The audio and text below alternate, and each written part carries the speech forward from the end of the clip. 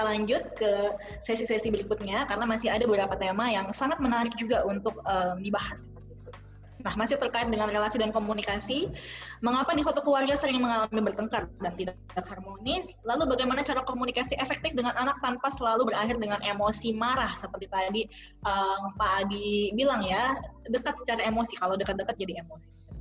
Nah, lalu yang terakhir nih terkait dengan hubungan ayah dengan anak. Ayahnya cenderung biasanya jaim depan anak laki-laki, jadi mereka tidak akrab, bagaimana caranya supaya mereka berdua bisa. Silakan Pak Adi.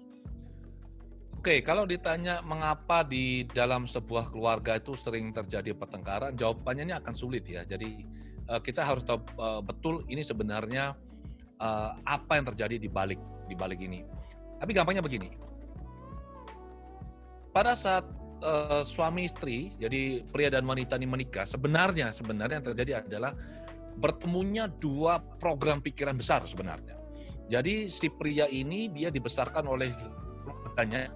Tentu saja dia punya pemikiran sendiri, punya kebiasaan sendiri, punya nilai-nilai hidup sendiri, punya norma-norma sendiri, kebiasaan dan segala macam. Si wanita juga sama.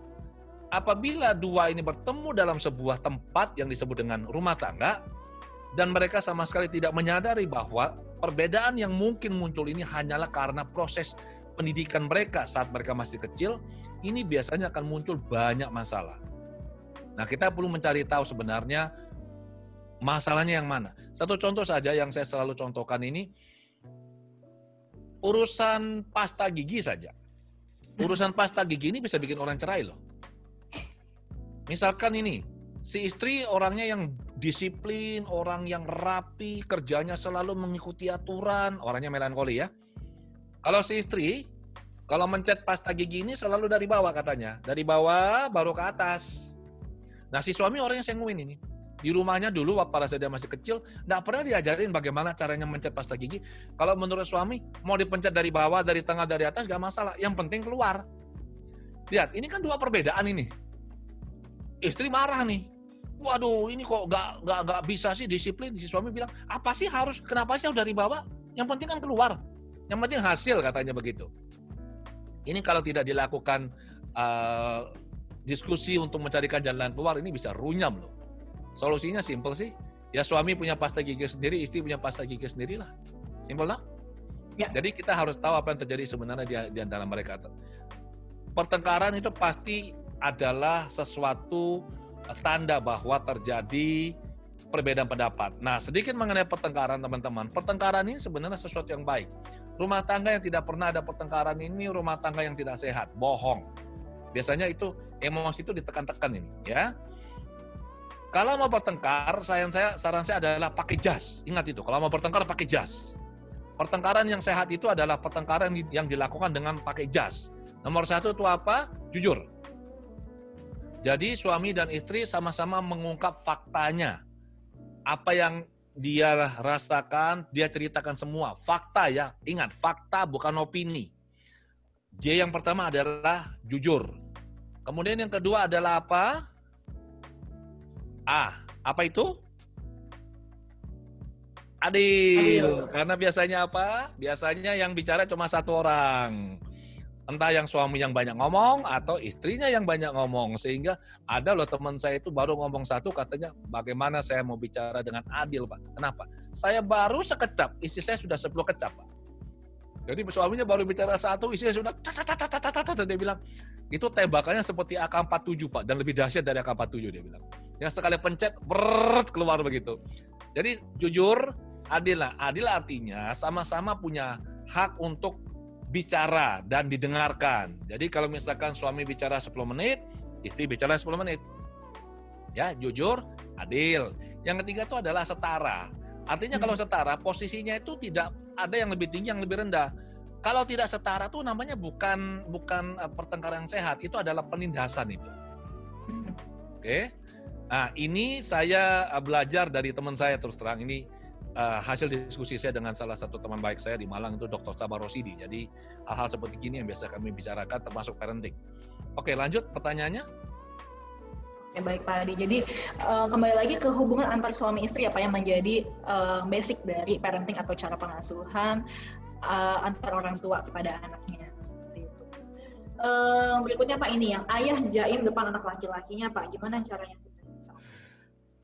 Ya, memang begitulah. Kebanyakan orang tua itu jaim, biasanya yang laki memang, yang si ayahnya biasanya ya.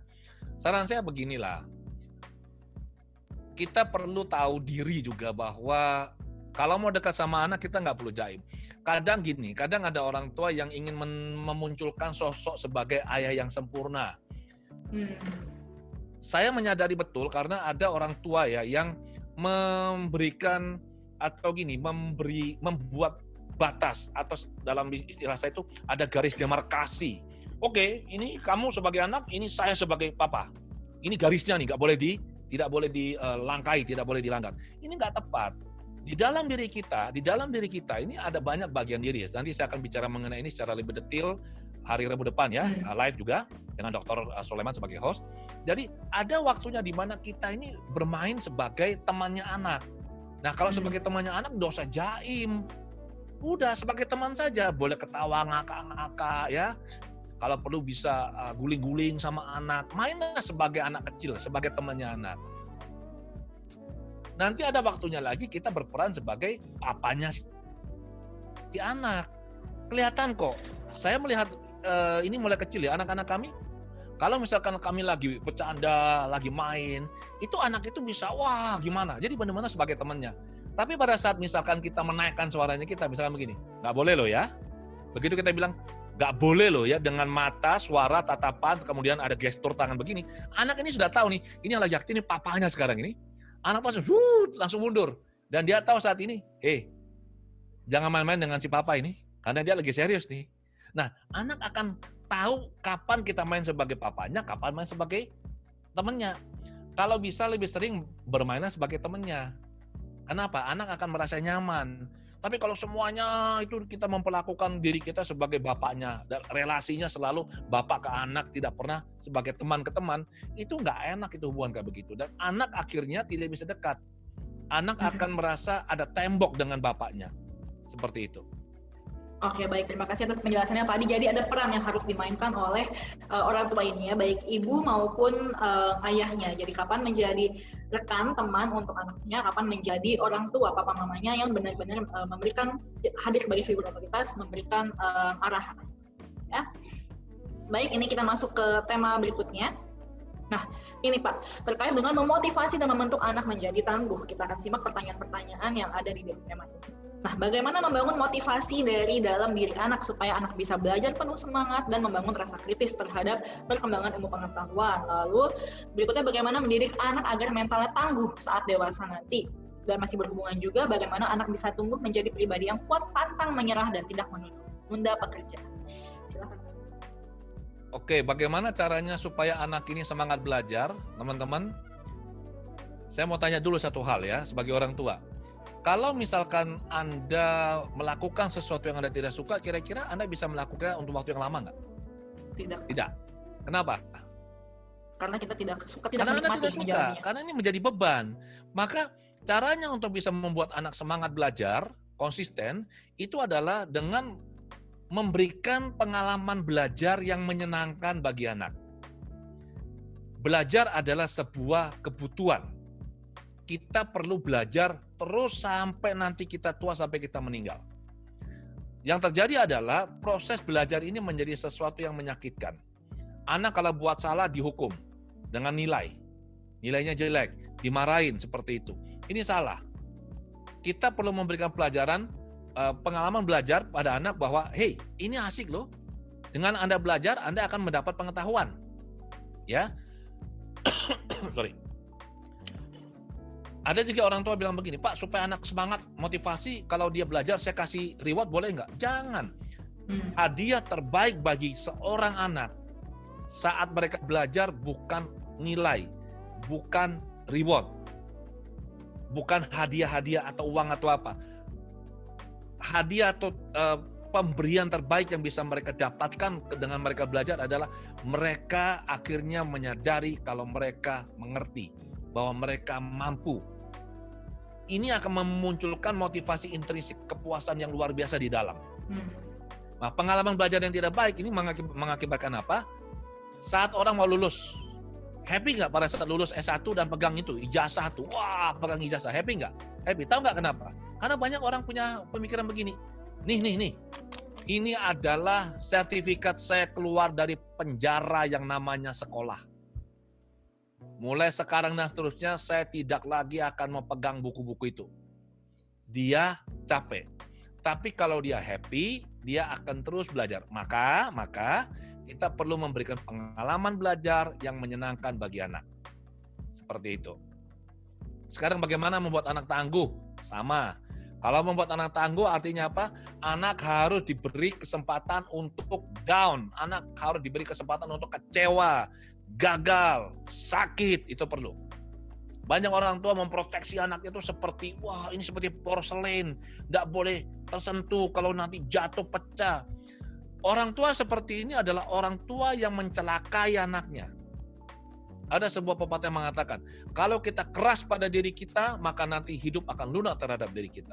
Tapi kalau kita lunak pada diri kita, maka hidup akan keras terhadap diri kita. Nah, anak yang tidak pernah mengalami rasa kecewa, tidak pernah mengalami rasa ditolak, tidak pernah merasa down, tidak pernah merasa stres, ini akan menjadi anak yang lembek. Saya beritahu ada teman-teman ya, saya punya teman ini.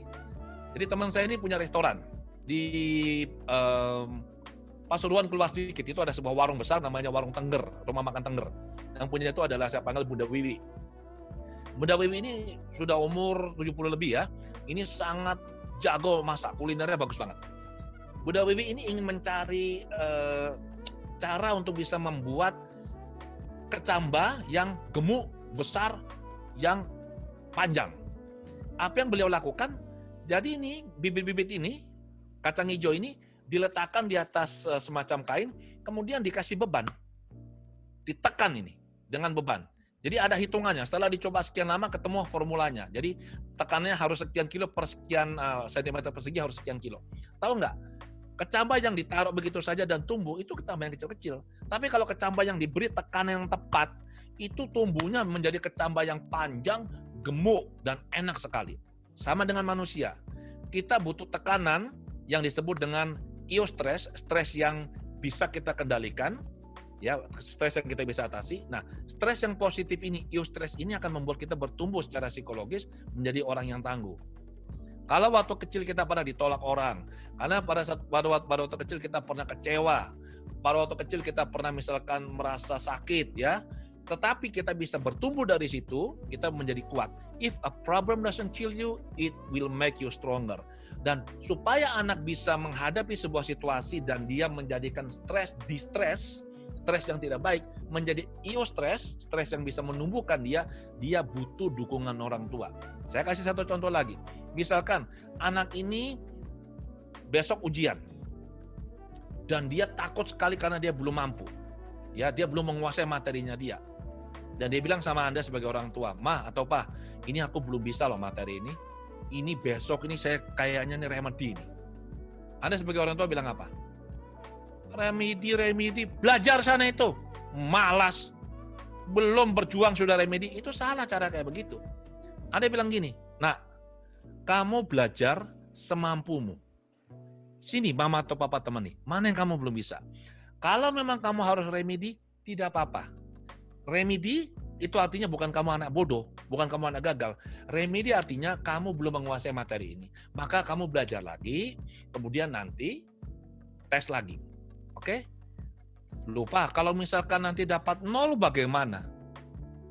Saya ingat sekali ya, dulu waktu anak kami Ichen masih kecil, pernah tuh bilang begini. Saya ajar dia malam-malam. Saya dalam bahasa Inggris di PDI ya. Jadi saya tanya, dia jawab, dia tanya, sudah bisa. Besok paginya, saya ingat dia kelas 2 tuh. Dia telepon dari kantor sekolahnya dia. Ya, lupa ini, Ichen lupa semua nih. Saya bilang, ya nggak apa-apa. Lupa terus kalau nilai jelek bagaimana? Ya nggak apa-apa. Kalau nilai 0 bagaimana, Pak? Nah, kalau kamu dapat nilai 0 nanti, besok malam kita pesta. Kita akan makan steak, saya bilang. Anak kami bingung nih. Loh, kenapa kok makan steak? Saya bilang, dalam sejarah keluarga kami itu, keluarganya kita tuh nggak ada yang bodoh. Nah. Engkongnya kamu tuh orang pintar, lulus termuda saat SMP. Papa mamamu ini orang pintar, saya bilang. Sekolahnya dulu di sekolah yang elit, saya bilang. Kamu pasti juga pintar. Jadi kalau kamu 0, ini kejadian luar biasa. Belum pernah dalam sejarah kita dapat 0. Keluarganya kita ini, mari kita rayakan. Anak kami itu kan tidak dapat tekanan. Saya juga duk-duk-duk nih kalau dia dapat 0 cilakalah ini kan. Tapi karena dia tidak mendapat tekanan dari saya, dia happy. Nah, saya ngerti psikologinya. Kalau orang dalam tekanan, otaknya nggak bisa bekerja.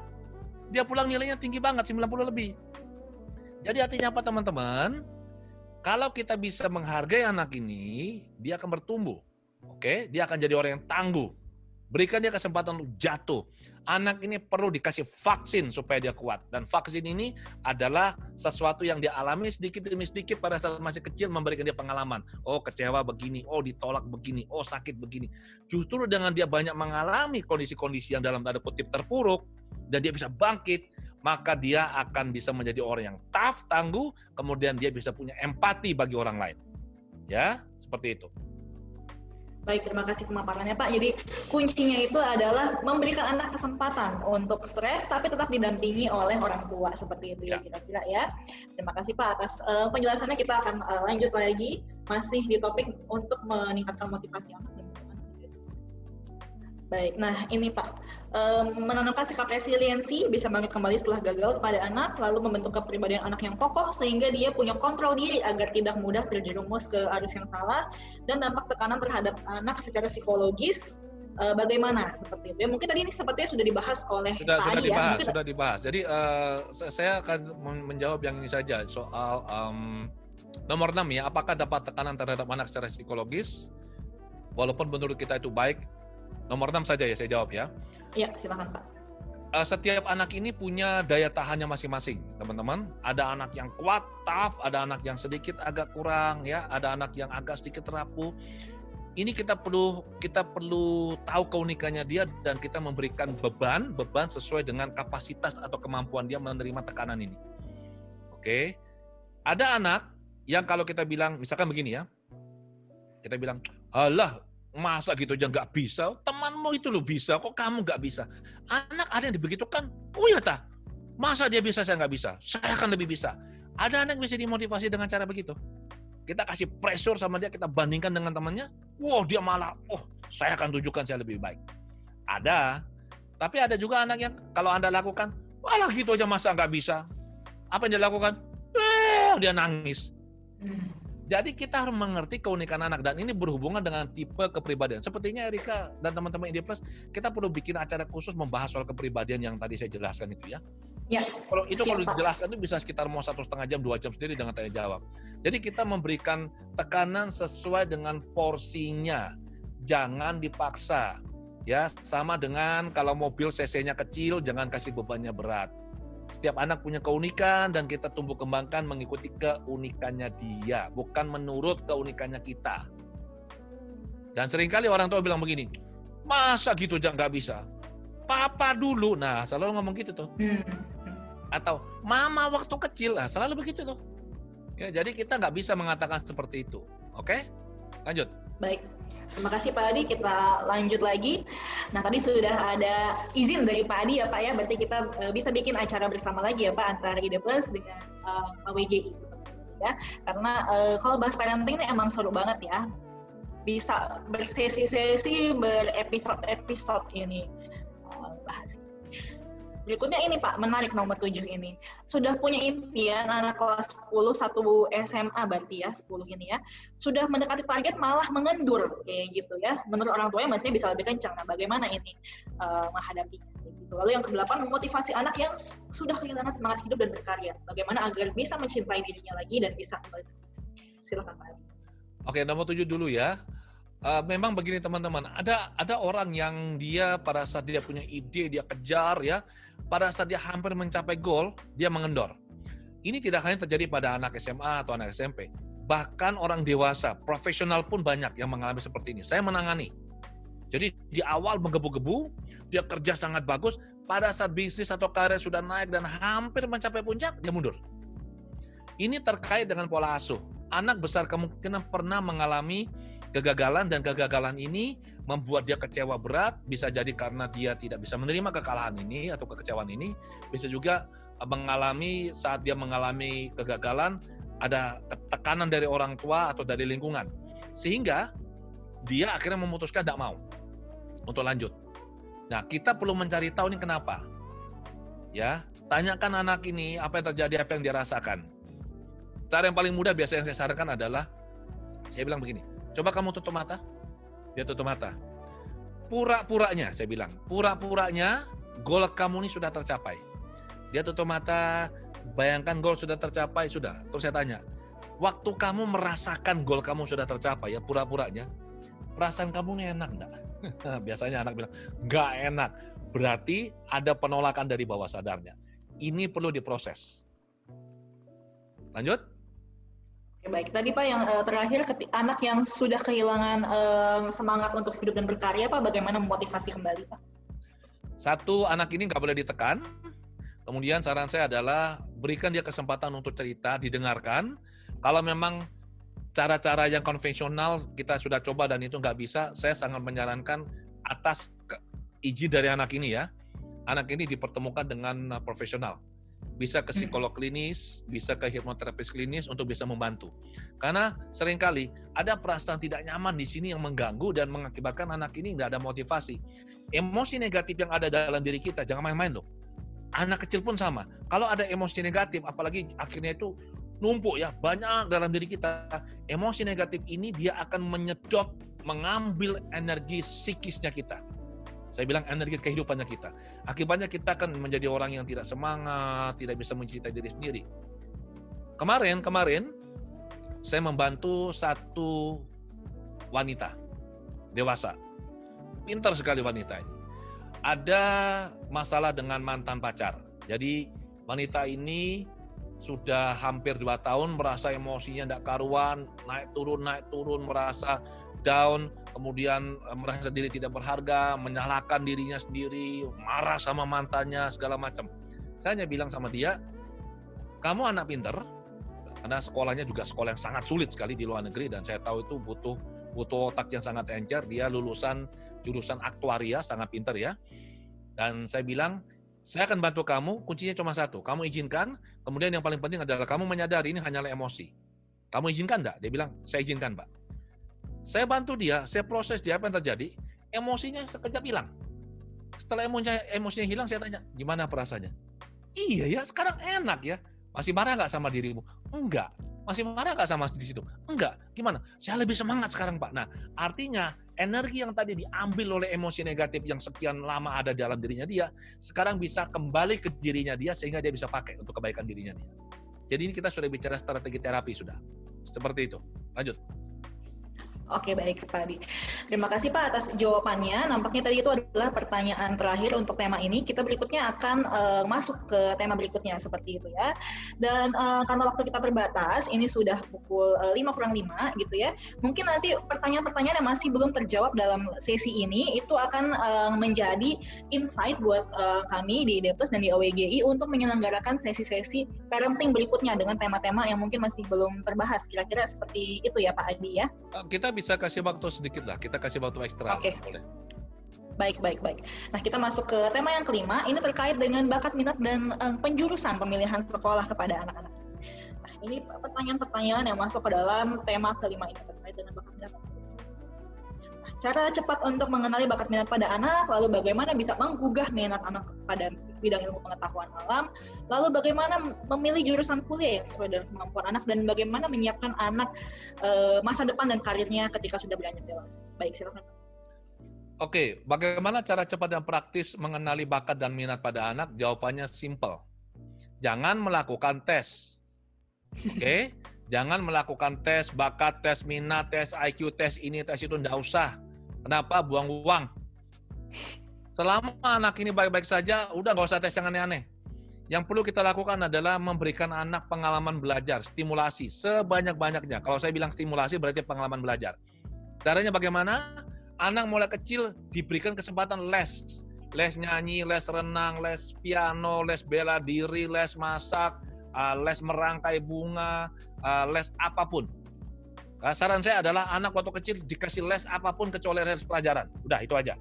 Dengan dia belajar, dia akan mencicipi ini, kayak makanan. Oh ternyata drama itu seperti ini, ternyata kalau renang seperti ini, kalau ternyata futsal seperti ini. Oh kalau misalkan les masak seperti ini. Jadi anak ini akan bisa, karena dia terpapar dengan banyak pengalaman, dia akan bisa memilih nanti, oh aku suka yang ini loh ternyata. Nah disitulah kita bisa mulai mendorong dia. Oke, saya kasih satu contoh ya. Sorry. Saya punya teman saya waktu SD, ya, seorang ibu, sempat cerita ke saya, dia bilang, Pak Adi bagaimana nih? Saya bilang, kenapa? Suaminya pengusaha besar. Anaknya kami, untuk dia bilang anak kami, bukan anak kita ya. Kalau anak kita saya punya saham di dalamnya. Dia bilang, anaknya kami, ini S1-nya di Australia, saya udah sebut nama perguruan tingginya, top banget, itu teknik industri, industrial engineering. Terus S2-nya teknik industri. Dia master. Masalahnya apa saya bilang? Masalahnya Pak, dia pulang ini dia nggak mau usaha orang tuanya, nggak mau bantu usaha papanya. Dia maunya apa? Dia mau buka resto, mau buka kafe. Loh kok bisa saya bilang? Karena waktu dia di Australia itu, dia kan harus masak sendiri. Ternyata pada saat dia masak, dia bilang dia menemukan joy, perasaan bahagia, senang, menikmati waktu masak. Dia bilang memasak itu passionnya dia. Saya bilang, so apa yang salah? Yang salah adalah tidak sejalan dengan maunya papanya. Papanya kan pengusaha nih. Jadi gimana? Aduh Pak Adi, suami saya marah besar. Saya bilang sama teman saya bilang, selama anak kamu tuh bisa mandiri, kemudian anak kamu ini bisa menghasilkan uang, dia bahagia dengan apa yang dia lakukan, kamu perlu dukung. Itu satu. Yang lebih dahsyat lagi adiknya. Adiknya sekolah apa? Finance juga di Australia. Pulang ke Indonesia, mau buka bisnis apa coba? Adiknya senang ini, mani-pedi. Waduh, ini bapaknya marah besar ini. Saya bilang sama teman saya juga sama. Selama anakmu bahagia, dia melakukan pekerjaannya halal, bisa menghasilkan uang, dia bisa mandiri secara finansial, berikan dia dukungan, tak apa-apa. Jadi ini yang saya bisa sarankan pada orang tua. Nah sekarang, bagaimana dengan memilih jurusan? Orang tua seringkali itu tidak paham ini, dan mereka membiarkan anak memilih jurusannya sendiri. Itu salah itu. Kita sebagai orang tua perlu mendampingi anak. Anak biasanya pilih jurusan yang seringkali, sebelum saya melanjutkan pernyataan saya mau tanya lagi. Coba di antara teman-teman yang ikut Zoom dan juga yang lagi nonton YouTube ini, siapa di antara Anda yang kuliah S1 atau S2 atau S3, di mana Anda sekarang kerja, bidang pekerjaan Anda inline, sejalan dengan kuliahnya Anda dulu S1? Ayo siapa coba, saya ingin tahu. Nggak banyak. Paling dokter, saya menemukan arsitek jadi sales, saya menemukan orang teknik mesin jadi banker, nggak ada hubungannya sama sekali. Nah, kalau kita ingin mengarahkan anak, maka kita perlu mendampingi, dengar dia ceritanya apa, dia maunya jadi apa. Kita perlu memberikan anak gambaran. Oke nak, masa depan ini masa yang sangat cepat berubah. Ada banyak pekerjaan yang dulunya ada, sekarang nggak ada. Nanti di masa depan yang dulu sekarang nggak ada, di depan masa depan juga ada. Sekarang coba, zamannya saya dulu tuh, siapa yang percaya bahwa orang dari YouTuber itu bisa menghasilkan uang? Sekarang kita tahu hasilnya luar biasa, benar nggak? Kemudian, siapa yang menyangka bahwa sekarang ini ada manajer untuk ngurusin orang punya medsos? Dulu nggak ada loh, benar nggak? Jadi, dan juga pekerjaan-pekerjaan yang semakin menghilang itu apa? Satu contoh misalkan, frontliner di bank, teller, sekarang ini makin dikurangi loh. Semua otomatis. Jadi kita perlu memberikan anak gambaran, oke, di masa depan seperti ini. Satu yang kita perlu bisa berikan pada orang tua, pada anak begini. Kalau anak ini masih belum jelas dia mau belajarnya apa nanti, maka saran saya adalah ambil kuliah yang tidak terlalu memberatkan dirinya dia. Ambil kuliah yang nanti kalau dia S2 kan, kalau dia mau S2 kan kita bisa matrikulasi nih. Yang paling penting adalah saat sekarang ini dia belajar hal-hal yang lain, hal-hal yang baru. Oke? Misalkan dia belajar bagaimana marketing di media sosial, internet marketing, atau dia melihat peluang-peluang bisnis yang lain. Sekarang ini kalau mau usaha nggak perlu buka, udah punya pabrik, nggak perlu buka toko, tokonya tuh online semua. Zaman sudah berubah, yang perlu kita berikan pada anak adalah kemampuan untuk adaptasi. Ini yang kita perlu berikan. Nah, sekarang bagaimana memilih jurusan? Kembali lagi, selalu mulai dari akhir. Kalau anak sudah jelas dia mau jadi dokter, ya sudah. SMA-nya ngambil IPA. Kalau dia sudah jelas mau jadi dokter. Tapi kalau misalkan saya nanti mau menjadi katakanlah seorang guru bahasa Inggris misalkan, ya ambillah kuliah bahasa Inggris. Saya ini masih nggak jelas Pak, ini mau kuliah apa. Ya sudah, ambillah kuliah yang Anda suka, yang tidak terlalu berat, sehingga Anda bisa punya waktu untuk belajar yang lain. Jadi intinya adalah berikan anak fondasi untuk siap menghadapi masa depan. Ya, saya tidak bisa mengatakan kita harus memilih jurusan apa, karena banyak sekali yang bekerja tidak sesuai jurusan. Banyak sekali, termasuk saya. S1 saya elektro, S2 saya manajemen pendidikan, saya dari background orang tua saya pebisnis. S3 saya yang pertama adalah doktor di bidang manajemen pendidikan. S3 saya yang kedua itu adalah doktor di bidang kepemimpinan dan inovasi kebijakan dari UGM. Saya berkecimpung di dunia apa? Pikiran. Ini nggak nyambung ini, tapi ini passion. Begitu Erika. Baik, terima kasih. Pak Hadi kurang lebih tadi sudah menjawab ya terkait dengan bakat minat dan penjurusan bagi anak. Jadi kuncinya adalah mendukung apa yang diinginkan atau diminati oleh anak, tapi orang tua juga tetap mengarahkan ya Pak, nggak melepaskan sepenuhnya kepada anak seperti itu. Nah ini nampaknya juga sudah menjawab pertanyaan yang kelima ini ya secara penuh. Ini berarti nggak juga tadi ya Pak ya, orang tua memberikan pendampingan. Lalu yang nomor keenam, kriteria memilih sekolah yang bagus proses belajar mengajarnya, ini dilihat seperti apa. Dan yang ketujuh ini juga menarik Pak, kalau anaknya ingin jadi rohaniwan, nah biasanya ada beberapa orang tua saya juga pernah ketemu agak berat nih kalau anaknya ingin menjadi rohaniwan gitu ya. Bagaimana kira-kira menyikapinya? Silakan Pak. Saya jawab dulu yang nomor 7 ya. Memang menjadi rohaniwan itu kan perlu izin dari orang tua kan. Ya. Saran saya bagi Anda orang tua, apabila menjadi rohaniwan ini bisa membuat anak Anda bahagia, kemudian dia bisa berbuat kebaikan, dia bermanfaat bagi orang banyak, saran saya, dukung, izinkan. Saya mau beri satu contoh ini. Teman saya pernah cerita, di Jakarta, ada seorang ibu, dari keluarga yang sangat mampu, kemudian dia ingin anaknya ada satu yang jadi dokter. Dan dia memaksa anak yang paling kecil ini untuk jadi dokter. Anaknya nggak mau. Tapi dia tetap bilang, keluarga kita belum ada yang jadi dokter, kamu harus jadi dokter. Anaknya respect apa yang dilakukan oleh, dia diminta oleh ibunya, dia sayang sama ibunya, anaknya akhirnya kuliah kedokteran dan kuliah sungguh-sungguh. Sampai dia selesai dan dia mendapat ijazah dokternya. Dia berikan ijazah dokter ini pada ibunya dan dia bilang, Mama, kewajiban saya sebagai anak sudah tuntas. Saya sudah penuhi permintaan Mama. Ini ijazah buat Mama. Kemudian anaknya langsung terbang ke Kanada dan tidak mau pulang sampai sekarang. Jadi dia buang waktu 5 tahun lebih untuk kuliah menjadi seorang dokter hanya untuk mamanya. Anaknya punya keinginan yang lain. Nah, sama dengan ini. Kalau anak ini menjadi rohaniwan dan dia bisa bahagia seperti yang saya sudah jelaskan, dia bahagia, dia bermanfaat, dan itu ya panggilan dirinya, panggilan hidupnya dia, why not? Dukung. Nah, untuk orang tua yang belum setuju, anak juga jangan maksa. Perlu waktu, perlu diceritakan, perlu dijelaskan, kalau perlu panggil orang yang lebih tinggi otoritasnya untuk bisa tukar pikiran. Saya yakin orang tua sebenarnya mengizinkan. Mungkin orang tua ini khawatir, kamu jadi rohaniwan nanti hidup lu bagus enggak begitu loh. Mungkin. Kan orang tua biasa concern dengan kita sebagai anak kan.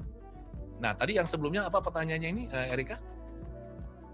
Cara memilih sekolah Pak yang bagus, pengajarannya itu dilihat dari mana? Oke. Teman-teman, sekolah yang bagus ya, sekolah yang unggul ya dari pemahaman saya, ini opini saya pribadi, ada 3 jenisnya. Nomor 1 yang unggul di fasilitas sekolah. Sekolah ini ada fasilitas ini, fasilitas itu, labnya bagus, gedungnya bagus, dan macam-macam. Ada kolam renang, dan segala macam. Yang kedua, sekolah yang unggul di input murid, yang bisa masuknya hanyalah anak-anak yang memang ranking-ranking tinggi. Di Surabaya ada nih, ya. Yang ketiga adalah sekolah yang unggul di proses. Yang dimaksud dengan proses adalah proses belajar. Sekolah yang benar-benar bagus adalah sekolah yang apabila anak yang biasa-biasa masuk ke sekolah ini, menjalani proses pendidikan, keluar jadi anak yang luar biasa. Ini baru sekolah yang bagus. Nah, proses belajar adalah sesuatu yang tidak bisa terlihat dari luar. Yang selalu ditonjolkan oleh sekolah itu adalah apa? Sekolah kami punya fasilitas ini, murid kami itu juara olimpiade. Nah, saya beritahu anak teman-teman, Nggak semua lah, paling 1-2 atau juara olimpiade, yang lain juga belum tentu bagus. Jadi yang caranya kita mau tahu sekolahnya bagus atau tidak, kita perlu tanya orang tua yang anaknya sekolah di sana. Kemudian kita tanya orang tua ini, sekolah ini orientasinya apa? Apakah orientasinya untuk mengejar nilai, ataukah orientasinya untuk membentuk diri anak untuk masa depannya? Ingat, ada sebuah pepatah dalam bahasa Latin, non scholae sed vitae decimus. Kita belajar ini bukan untuk sekedar sekolah-sekolah biasa loh. Kita belajar ini untuk hidupnya kita nantinya. Ya, jadi sekolah yang bagus adalah sekolah yang membangun anak ini menjadi orang yang percaya diri, berharga, mampu. Kalau sekolah itu fokusnya hanya akademik saja, saran saya jangan masuk sekolah itu. Kenapa? Segala sesuatu yang bisa diajarkan oleh Google itu tidak perlu diajarkan di sekolah sebenarnya. Ini pendapat saya. Segala sesuatu yang Google bisa ajarkan, terus ngapain kita ke sekolah kalau kayak begitu? Sekolah yang bagus itu adalah tidak hanya mengejar soal nilai, tapi dia membangun diri anak. Kalau sekolah hanya fokus pada nilai, pada akademik, anak sekolah pagi sampai sore, setelah sore pulang masih les, masih lagi belajar. Saran saya adalah pindahkan sekolah, cari sekolah yang santai. Yang penting anak ini happy, yang penting dia naik kelas, dan anak punya banyak waktu untuk menikmati masa mudanya. Belajar hal-hal yang lain, belajar misalkan programming, belajar misalkan bagaimana menggunakan aplikasi di media sosial, belajar bagaimana kalau ada workshop di luaran ya, workshop bisnis kah, workshop kepribadian kah, anak-anak kita ikutkan yang itu. Karena itu sangat penting bagi masa depan anak. Begitu. Baik Pak, ini menarik sekali. Jadi bagaimana anak yang masuk ke sini dari biasa-biasa saja namun bisa bertumbuh ya Pak, memiliki fondasi. Bukan hanya sekedar akademis namun untuk sukses ke depannya. Ya. Nah, ini juga sejalan sekali dengan yang kami ajarkan di Debus, yaitu terkait dengan karakter dan soft skill, karena kami percaya bahwa akademis perlu didampingi juga dengan karakter yang baik untuk mempersiapkan anak agar bisa sukses ke depan. Nah, Pak, kita masuk ke tema berikutnya. Ini juga tema yang sangat seru ya, yaitu terkait dengan gadget dan game pada anak. Pertanyaan-pertanyaan yang terkait dengan tema ini ada beberapa. Nah, ini dia. Pertanyaan banyak sekali orang tua nih. Bagaimana cara agar tidak kecanduan gadget dan HP? Lalu berikutnya, sekarang ini saat pandemi, penggunaan gadget meningkat. Bagaimana mengatur supaya anak tidak ketergantungan? Mirip ya Pak ya, 1 dan 2 ini. Silakan Pak Adi. Pertanyaan saya, sebelum kita melarang anak main gadget, orang tuanya main gadget enggak? Main juga Pak. Lebih sering mana, lebih lama mana orang tua main gadget atau anak? Zaman sekarang ini, teman-teman ya, zaman sekarang ini kita tidak akan bisa lepas dari gadget, tidak mungkin. Ini, kemudian laptop saya ini, saya kalau di depan laptop sehari itu bisa sampai 8 jam loh. Tapi saya nggak main loh. Saya bekerja, saya berkarya menggunakan gadget, menggunakan laptop saya, mengetik artikel, browsing internet, buat materi presentasi dan seterusnya. Termasuk hari ini kita diskusi seperti ini kan saya pakai gadget. Intinya adalah bukan berapa lama dia main gadget, tetapi seberapa produktif dan konstruktif kegiatan yang dia lakukan menggunakan gadgetnya dia. Nah, apakah anak boleh main game? Boleh. Itu hiburan bagi dia kok. Yang penting adalah jangan sampai gamenya itu sifatnya penuh kekerasan. Game yang sifatnya main tusuk, main bunuh, main tembak, main bacok lah, main pedang-pedangan, jangan. Kita perlu memberikan anak kesempatan untuk eksplorasi, tapi eksplorasi yang terkendali. Saya sih menyarankan teman-teman saya ya, saya bilang sama teman saya, kalau Anda belikan anak Anda gadget, belikan yang top end. Kalau bisa yang spek atas, jangan spek bawah. Nanggung. Beli yang bagus sekalian. Wah, anak saya butuhnya misalkan cuma speknya, katakanlah GPU-nya ya, itu VGA card-nya cuma sekian. Saya bilang Anda belikan dia ya, kalau bisa RTX 2080, saya bilang, 2060. Kenapa? Dia mau main game, oke belikan yang bagus, tapi jangan lupa loh, kalau speknya tinggi, anak bisa pakai untuk yang lain. Misalkan dia buat rendering video, editing. Jadi tergantung bagaimana kita mengarahkan. Pak Adi, anak saya ini hobi main game, terus bagaimana? Bagaimana kalau Anda sarankan anak Anda belajar menjadi programmer dan dia bikin gamenya sendiri? Itu duitnya banyak loh. Kalau dia bisa bikin game atau menjadi bagian dari sebuah tim yang bikin game, dan dia bisa mendapatkan uang dari situ, kenapa tidak? Jadi kembali lagi, anak main game boleh, main gadget boleh, yang penting konstruktif. Satu lagi, biasanya anak menghabiskan waktu main barang begini karena mereka kesepian. Mereka kesepian karena orang tua jarang memberikan perhatian atau waktu. Nah, karena dia kesepian, dia mencari cara, bawah sadarnya akan mencari cara untuk bisa menghilangkan kesepian ini, caranya adalah dengan main gadget. Terus misalkan, kalau diberhentikan main gadgetnya bagaimana? Saya mau tanya, apakah ada kesibukan lain bagi anak? Nggak ada kan? Nanti kalau dia nggak main gadget apa? Dia nonton YouTube. Atau dia main game yang lain. Atau dia chatting, atau apapun. Jadi intinya adalah apa? Kita cari apa yang menyebabkan anak suka main gadget. Kalau dia suka main gadget ini sesuatu yang konstruktif, ada manfaat, mengapa tidak? Saya dulu nggak ngerti ya teman-teman ya, berapa tahun yang lalu lah. Waktu ini gadget mulai marak ya. Saya bilang sama anak kami, loh kamu kok belajar kok, anak kami yang kecil. Kamu belajar kok sambil main HP. Apa dia bilang? Papa, ini bukan main HP, Pak. Ini lagi belajar kelompok. Saya bilang, belajar kelompok? Iya, ini lagi. Jadi mereka tuh nggak tahu pakai program apa, bisa 5-6 orang sekaligus saat itu ya. Belum ada Zoom saat itu. Jadi mereka diskusi materi pelajaran. Dan saya dengar, oh benar, ini lagi diskusi materi pelajaran. Artinya dia menggunakan gadget untuk sesuatu yang konstruktif. Seperti itu, Erika. Oke, baik Pak. Jadi perhatikan bukan lamanya, tapi seberapa produktifnya anak. Dan tadi itu ya Pak, anak cenderung memakai game terus-menerus karena kesepian dan tidak ada alternatif kegiatan lainnya. Nah ini yang menjadi masukan untuk kami semua, para orang tua. Nah berikutnya ini Pak, usaha apa yang bisa dilakukan orang tua kalau sudah terlanjur memberikan kelonggaran bagi anak untuk mengakses gadget setiap harinya. Dan ini ada pertanyaan dari Smart Parents, mungkin yang di daerahnya jauh dari mainan edukasi. Nah, bagaimana mengurangi kebiasaan menggunakan HP? Silakan, Pak. Oke, kalau misalkan anak yang di daerah terpencil, teman-teman ya, saya melihat sebenarnya kesempatan untuk bisa melakukan sesuatu yang berbeda itu lebih besar. Kalau di daerah terpencil itu kan eksplorasi alam itu masih besar ya. Anak bisa diajak untuk melakukan kegiatan yang sifatnya penjelajahan alam, itu salah satu. Jadi asal gini, saya yakin anak pasti suka melakukan yang lain kalau ada alternatif. Di kota besar nggak ada alternatif itu. Mau kemana coba? Paling ke mall. Di daerah tuh masih banyak. Di daerah tuh entah dia pergi mancing, kemudian dia lagi main di kebun atau dimanapun lah. Oke. Nah sekarang pertanyaan pertama, kalau misalkan anak sudah terlanjur main gadget, bagaimana? Saran saya seperti yang tadi yang saya sudah jelaskan. Arahkan dia untuk sesuatu yang konstruktif. Selama itu sesuatu yang produktif, konstruktif, bermanfaat, tidak apa-apa. Di kantor pun kita main gadget loh, benar nggak? Kita bekerja pakai laptop, kita menghubungi nasabah kan pakai HP, benar nggak? Kita main gadget, tapi kita main gadget untuk sesuatu yang bermanfaat, seperti itu. Lanjut. Oke, baik. Baik, terima kasih Pak Adi atas insight-nya ya Pak, karena penggunaan gadget dan game ini rasanya menjadi kebingungan bagi para smart parents di sini. Seperti tadi sudah ada kunci jawabannya gitu, yaitu bagaimana anak gitu ya, supaya mereka punya alternatif kegiatan. Nah, berikutnya kita masuk ke topik ke-7 seperti itu ya. Nah, yaitu terkait dengan cara untuk bagaimana mengontrol emosi ya.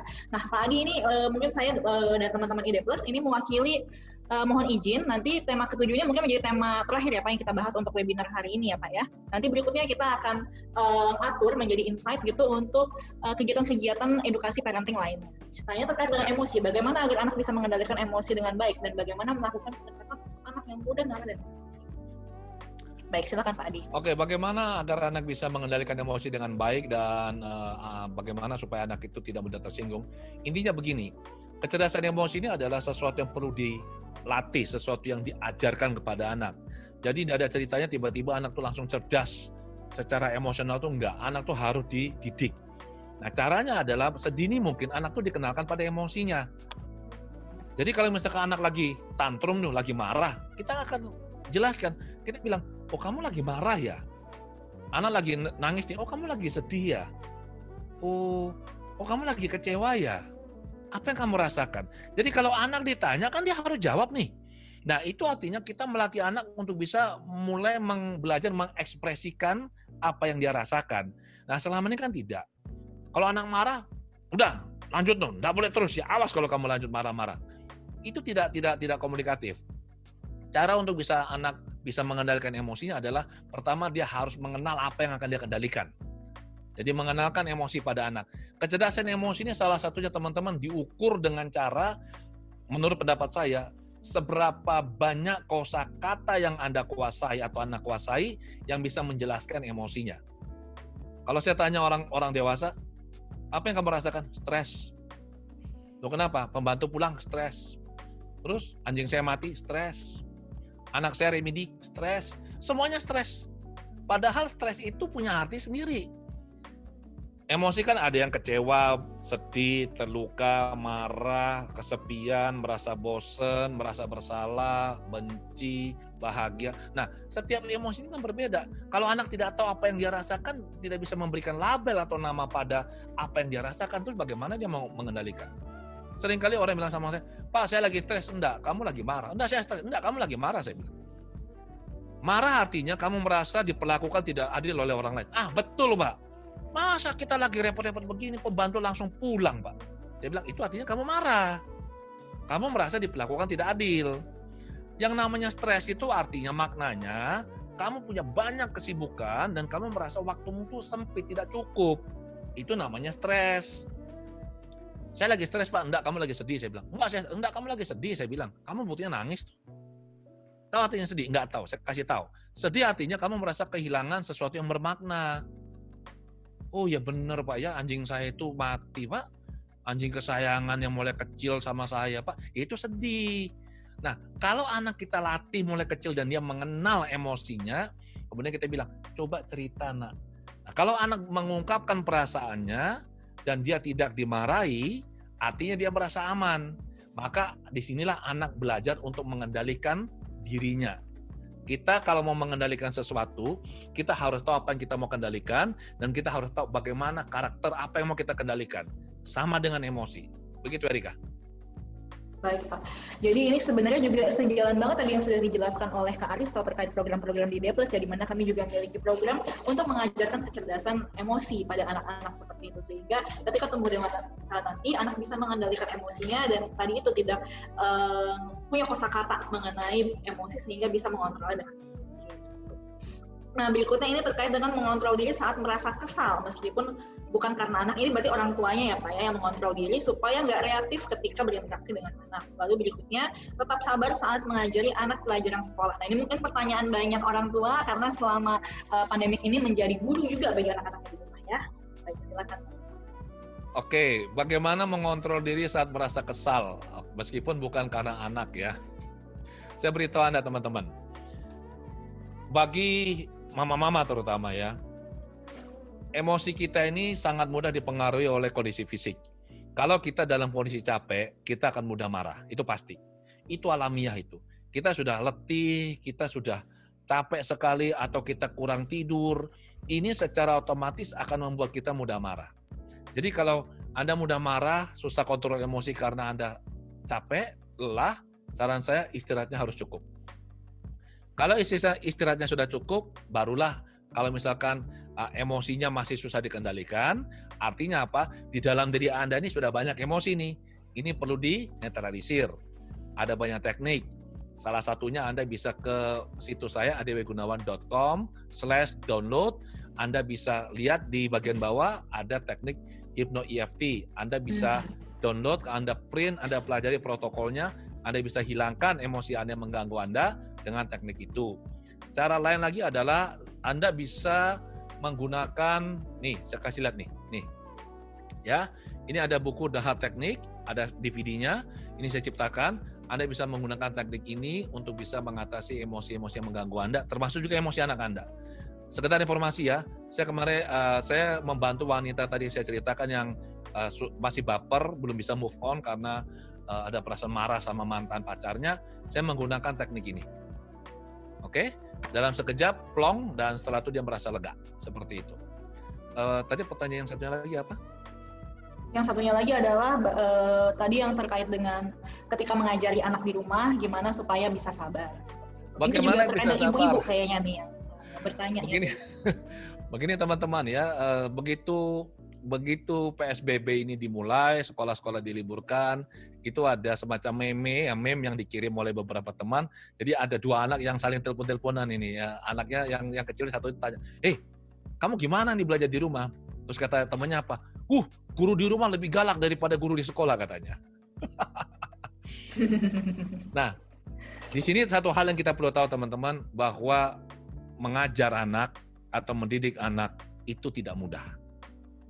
Jadi, kalau selama ini mungkin loh ya, kita take it for granted. Kita merasa, alah gitu aja kok. Kita kurang menghargai apa yang guru-guru di sekolah lakukan. Sekarang kita menyadari bahwa mengajar anak itu sulitnya luar biasa. Butuh upaya kesabaran yang ekstra, benar nggak? Kita bisa lebih respect pada pendidik, itu yang pertama. Kedua, kalau mengajar anak di rumah, saran saya teman-teman, cari waktu ya. Kalau Anda mengajarnya ini malam, itu Anda bawaannya akan marah terus, saya kasih tahu. Karena Anda sudah capek. Ajarlah misalkan siang kah, atau mungkin pagi kalau memungkinkan loh ya, kalau Anda tidak kerja atau ada work from home, Anda cari waktu yang luang. Kalau anak misalkan sudah malam, dia juga sudah capek. Kalau dia sudah capek, apa yang terjadi? Otaknya ini tidak bisa bekerja maksimal. Jadi apapun yang Anda ajarkan, dia tidak ngerti, semakin dia tidak ngerti, Anda semakin marah dia juga semakin takut otak tidak bisa kerja, semakin tidak bisa, Anda semakin marah, dia semakin nggak bisa, itu kayak lingkaran setan, lama-lama Anda stres. Nanti jangan-jangan cari saya di kantor ini untuk di terapi. Ya. Jadi, kalau misalkan membantu anak belajar, saran saya, bantu sebisanya. Bantu sebisanya. Kalau dia belum mengerti, kita ulangi. Belum mengerti, kita ulangi. Saya jujur agak merasa menyayangkan ya. Karena kenapa? Masa liburan sekolah begini ini yang bukan liburan, kita harus anak-anak belajar dari rumah, tapi anak-anak itu terus dikejut dengan pelajaran sekolah. Kalau dalam menurut pendapat saya, opini saya, mestinya kalau anak-anak di rumah ini mereka diberikan waktu yang lebih leluasa untuk melakukan hal-hal yang lain selain belajar. Misalnya mereka seperti yang di luar negeri ada itu, mereka diminta untuk melakukan kebaikan, membantu seseorang, melakukan hal-hal positif bagi orang lain, dan ini yang nanti dilaporkan ke sekolah. Ya, diberikan nilai seperti itu. Kalau misalkan anak belum bisa, ya sudah mau gimana lagi? Mau cari guru les sekarang juga nggak bisa, ya kan? Lagi masa pandemi, COVID. Ya sudah, diajarkan sebisanya. Dan saya beritahu Anda teman-teman ya, orang tua ya, pelajaran sekarang ini nggak seperti dulu loh. Pelajaran sekarang ini saya kasih tahu berat loh. Untuk mereka yang jurusannya dulu bukan A1 atau A2, jurusan fisika, eksakta, itu mengajar anak SMP, itu sulit loh saya kasih tahu. Kelenger loh. Saya dulu belajar gerak lurus beraturan, itu di SMP kelas 1, fisika itu. Gerak lurus beraturan, gerak lurus berubah beraturan. Sekarang anak-anak belajar di SMP. Dulu, waktu anak kami masih SD kelas 6, itu pernah saya dapat soal untuk ujian nasional. Gerak lurus beraturan. SD kelas 6 loh. Si Budi bergerak dari kota B menuju kota A dengan kecepatan 42 km per jam. Si Adi bergerak dari kota A menuju kota B dengan kecepatan 30 km per jam. Di mana dan kapan mereka ketemu? Anak kami bingung ini karena saat itu dia belum ngerti konsepnya. Saya bilang, nak, gak usah dipelajari yang ini. Saya bilang, kenapa? Besok udah keluar kok. Kalau ujian keluar bagaimana? Ayo cuma satu soal. Saya bilang, gak apa-apa. Yang penting kamu bisa yang lain. Loh, mereka ketemunya di mana? Ya, gak ketemu. Loh, kenapa? Si Budi mampir ketemu pacarnya. Jadi kita harus realistis. Jadi ada kondisi di mana kita memang gak bisa mengajari anak. Jadi ya sudahlah. Kita lakukan yang sebisanya. Yang penting anak jangan stres, ada juga jangan stres. Ya, seperti itu, Ibu. Oke, baik. Terima kasih Pak Adi, pertanyaan tadi sekaligus mengakhiri di tema terkait dengan emosi dan juga mengakhiri segmen tanya-jawab pada hari ini seperti itu. Terima kasih sekali Pak Adi atas sharing-sharingnya dan insight-insight yang saya rasa sangat bermanfaat bagi para smart parent semua di sini. Nah, bagi smart parent semua di sini pasti merasa tadi jawaban-jawaban dari Pak Adi itu cukup bisa memberikan, tadi ada yang tulis membuka pikiran seperti itu ya.